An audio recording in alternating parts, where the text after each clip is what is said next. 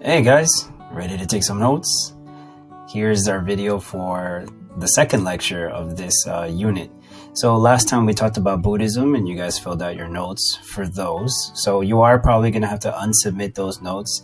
And as I go through this video on Hinduism, you guys are going to have to be filling in these notes as well. Right? So you should have the video open and your notes open. And this one is a lot shorter, right? So it's only 3 slides. I'm going to go over it. All of it is super important information. You will probably have a quiz right after we finish these 2 sections of Buddhism and Hinduism. But just make sure you copy all of these down. All right, so we're going to get right into it and we're going to start discussing Hinduism. Like I mentioned last time, Hinduism is actually much older than Buddhism is. So according to this, there's over 1 billion Hindus in the world today. That makes it the 3rd largest religion in the world, just behind Christianity and Islam. Right? And most of the Hindu population is obviously, if you didn't know, located in the country of India today. But there's a large population of Hindus in other places, most interestingly in South America.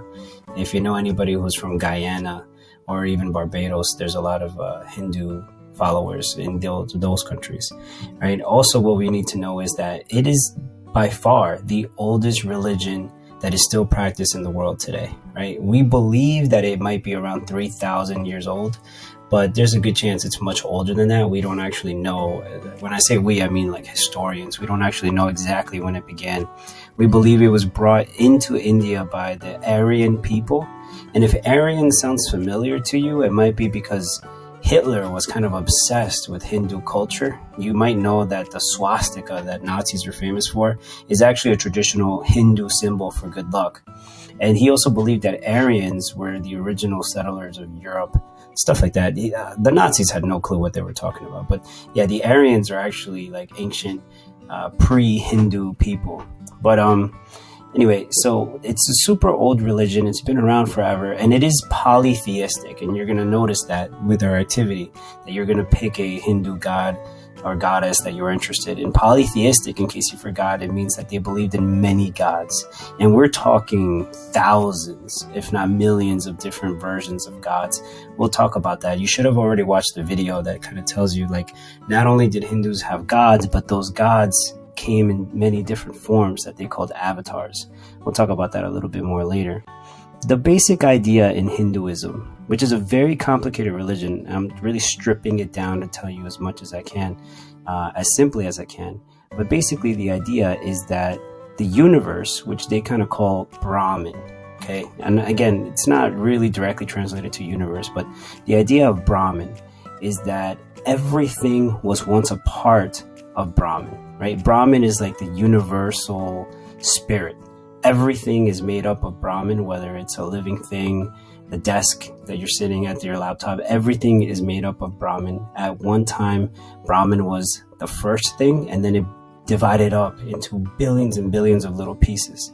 And every little piece got inside of a living thing and became that living thing's soul, right? So if you kind of understand, inside of you, according to Hinduism, you have a little tiny piece of Brahman, right? And that's kind of like your soul, right? That's what makes you a living thing. And Hindus believe that since you have a little bit of Brahman, your one true purpose in life is to become a part of Brahman once again, right? And that's the idea of becoming one with the universe. You originally started as a piece of the universe. The universe was one solid being that broke up into billions and billions of little pieces. Every little piece was placed inside of a living thing, and that's the soul. And the purpose of the soul is to make its way back to become one with Brahman, or become one with the universe. So that's a little complicated to understand, but the little bit of Brahman that is inside of you is what makes you a living thing, and your soul is eternal, and it wants to become a part of Brahman again.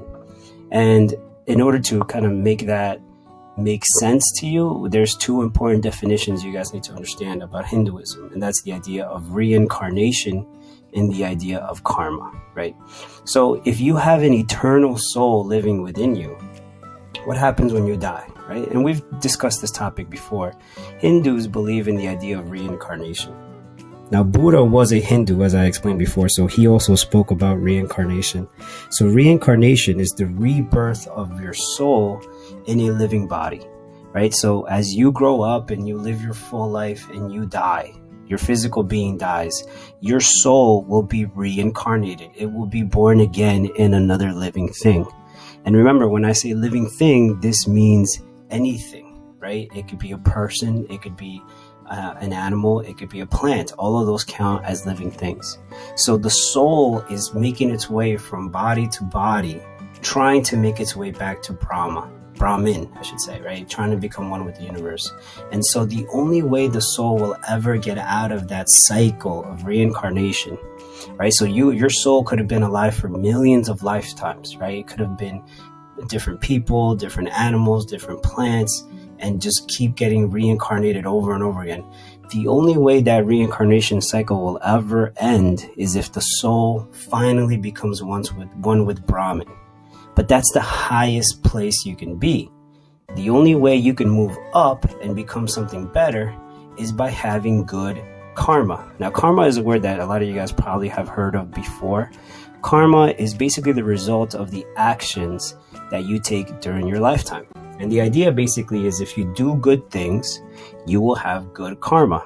If you do bad things, you will have bad karma, right? So if you're a believer in karma, and let's say you're someone who has a lot of good luck, right? You always win things, people are always nice to you, then the idea is that, oh, well, you must be a good person, right? Because good people have good karma.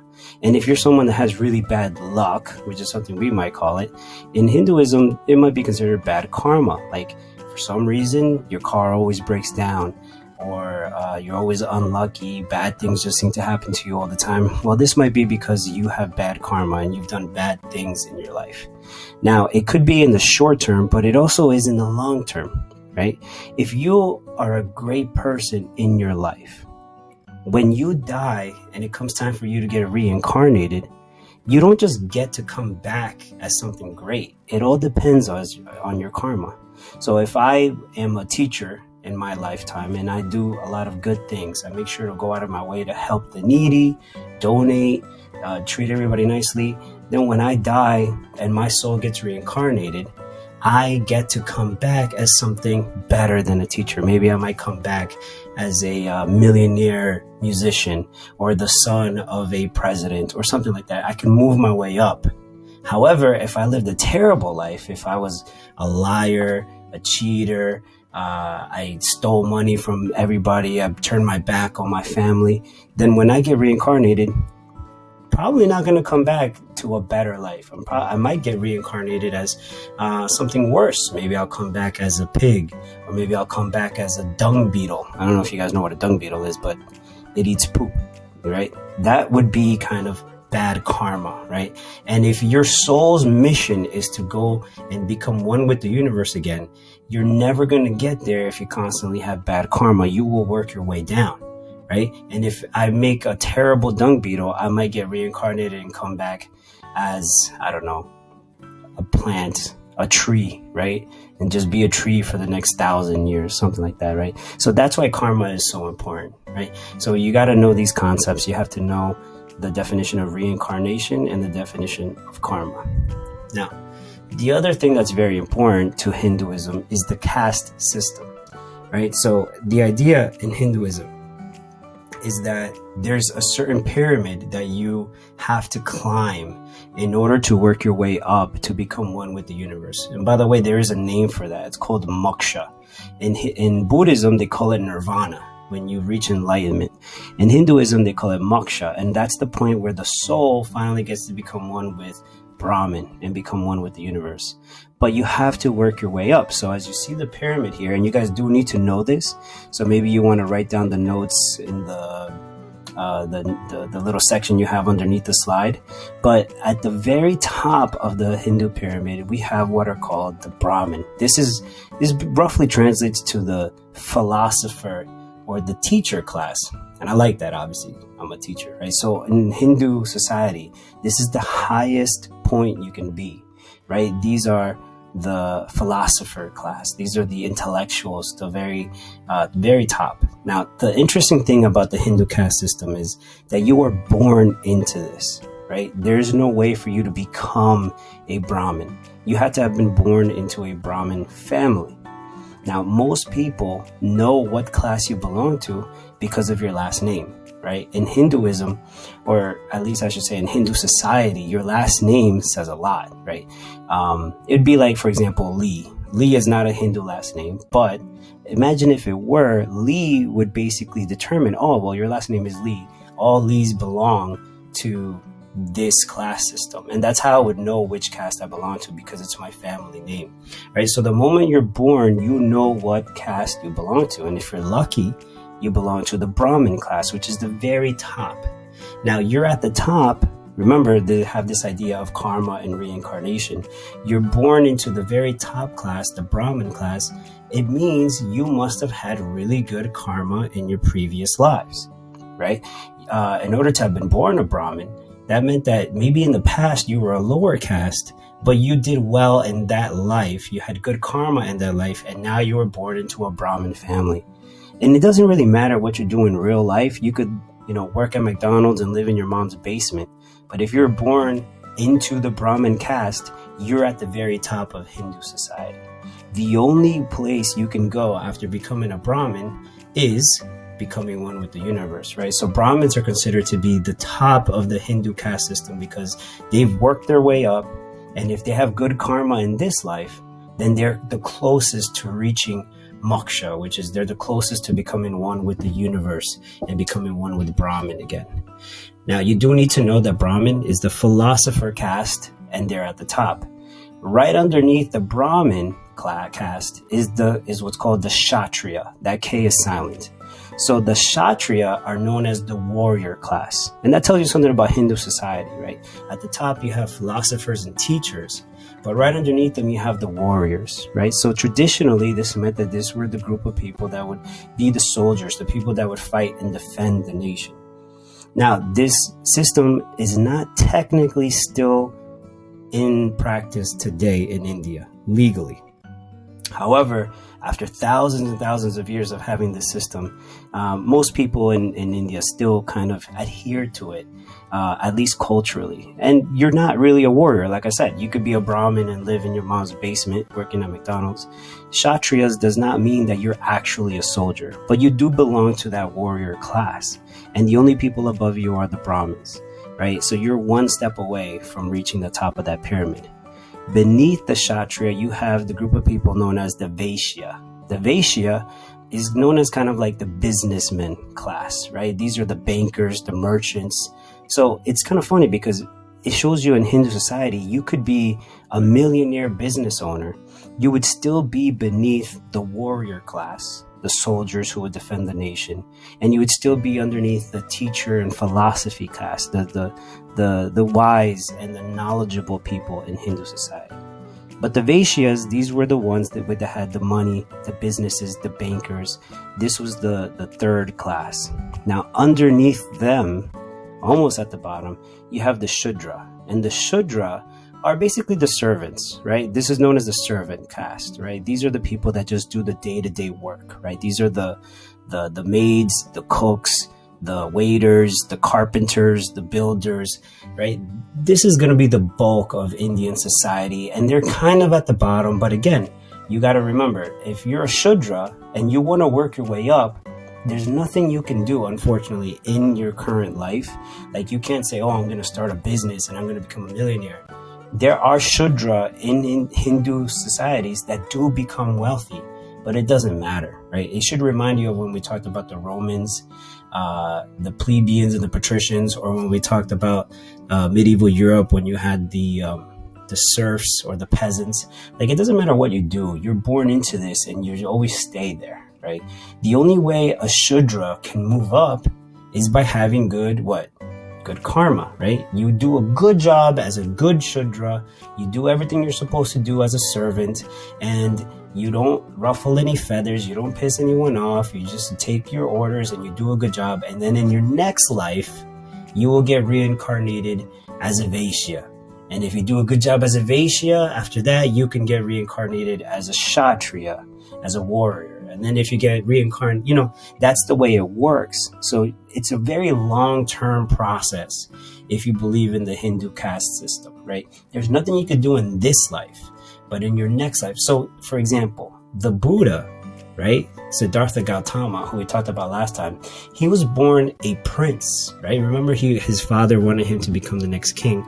So you can assume, therefore, that the Buddha must have had a lot of lives before that with really good karma, that he was able to work his way up and be born as a Brahmin, most likely, right? As a prince. And that's why he was able to reach nirvana in his lifetime. Right? You're not going to be a Shudra born as a servant and reach moksha in one lifetime. It's going to take many lives for you to work your way up the pyramid. And that's a system. Now, not pictured here is actually the lowest caste in this system. And you're going to have to add this to your notes, and you are expected to know it. Even below the Shudra, who are the servants, is a group of people that are so disliked in Hindu society that they're not even included as part of the social system. And this group of people are called the untouchables. I don't know if you ever heard that before, but the untouchables were people that in Hindu society were literally untouchable. Like, you didn't want to be associated with them. You wouldn't want to talk to them, speak to them, or even let them into your shop. You didn't want to touch them. They lived out on the street, and they would just do the dirtiest jobs that nobody wants to do, which, are still important, right? Cleaning up the streets and that sort of stuff. And it was very difficult because as an untouchable, no one would even bother speaking to you if they weren't also untouchables. And unfortunately, this is part of the problem with the Hindu caste system. It's not like if you could fight for your rights or have a revolution. If you believe in Hinduism, the only way you could be born out of, get out of being an untouchable is by getting reincarnated. So you would have to live your entire life before you can get out of that caste. And no one would feel sorry for you. This is kind of like the ugly part of the caste system. Because I wouldn't feel sorry for an untouchable, because I would assume that you were born as an untouchable at the bottom of the social class because you had bad karma, right? In your previous life, you must have not been a good person. And that's why you were born as an untouchable. So you see how this kind of all works, and it keeps society in place. Nobody's going to feel bad for the untouchables because they're just going to assume, well, you lived a bad life before this. So you better be a good untouchable and have good karma so that in your next life you can get out of it. So this is a very interesting system that, like I said, technically in India, it is illegal. They no longer abide by this, even though it was the legal system for thousands of years. But if you speak to anybody from India, they will tell you, like, people still pay attention to your last name, and they still kind of know where you technically are on this caste system. And if you believe in reincarnation and karma, this is kind of the interesting thing about it. If bad things happen to you, well, you know what? There's a reason why these bad things are happening to you. And that's according to their belief system. Now, obviously, I'm not telling you any of this is factual, but if you're Hindu, and over 1 billion people are, this was a major part of their history. All right, so like I told you, it was going to be very short. There were only 2 sets of notes for this. So now what you guys are going to do is you're going to work on the activity. So we've done this before. I think we did it with the Vikings and with a couple of other things. What I want you to do is to go onto Google, right? I have a couple of pictures here on the slides. There's some really cool Hindu gods. Like I told you, there's hundreds and hundreds and hundreds of different Hindu gods. And the 3 most famous, you saw them in your video, are definitely going to be Brahma, Vishnu, the destroyer. Vishnu, the preserver, Shiva, the destroyer. And a lot of the gods actually have their own avatars. And what that means is when they come down to earth, they don't come down as their original form. They take the form of different avatars. Kind of like when you play a video game, you create an avatar that represents you in the game. That's kind of the way it is. So you can find a ton. If you go on Google and you just search for Hindu gods, my personal favorite is always Ganesha, who's got the elephant head. He's got a crazy story. Like, he got in a fight and Shiva cut his head off, and then Shiva's wife forced him to put his head back on, but Shiva, being the the trickster that he is, he was like, oh, I'll give him a head. He didn't say to give him his head, so he gave him an elephant head. You know, they all got interesting stories. So you pick the one that's the most interesting to you. And then I want you to create a social media profile. So you use Google Slides to do that. And, you know, just make it look like a Twitter page or an Instagram page or a Facebook page, whichever one you want. We've done this before. If you have problems doing it on Google Slides, let me know. We can figure out other ways to do this. Saying you can't do it is not an excuse, because we've done this many times in class before.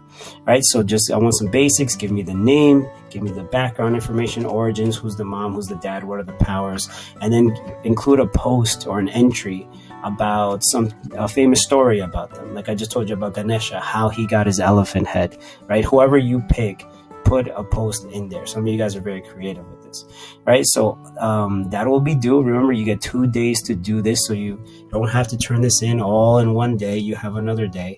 But of course, don't forget, you can email me.